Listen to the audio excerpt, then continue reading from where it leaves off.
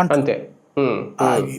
ఈ 50% సీట్లు అనేది కేంద్రమే చేయగలుగుతుంది కానీ రాష్ట్రం కాదు కదా చేయడానికి.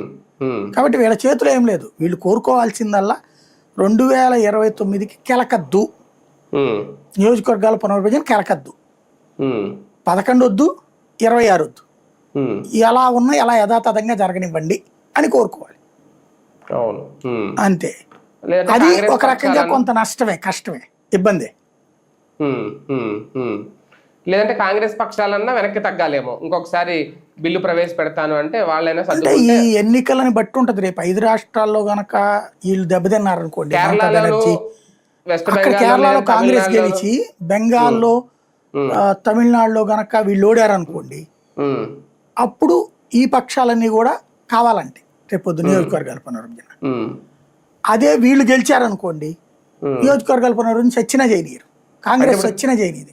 కేరళలో కొంచెం బీజేపీకి పాజిటివ్ గా ఉంది అంటున్నారు. వెస్ట్ బెంగాల్ ఏం లేదండి, బీజేపీకి ఓట్లు పెరుగుతాయి కేరళలో. వచ్చేది కాంగ్రెస్ గవర్నమెంట్, బెంగాల్లో సీట్లు పెరుగుతాయి ఇప్పటిదాకా ఉన్న లెక్క ప్రకారం. అవును, బెంగాల్లో కూడా సీట్లు పెరుగుతాయి.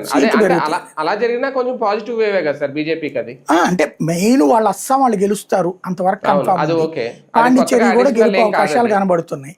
ఈ రెండు వచ్చి బెంగాల్లో సీట్లు పెరిగితే అవ్వవు వీళ్ళకి, గెలిస్తే మాత్రం బెంగాలు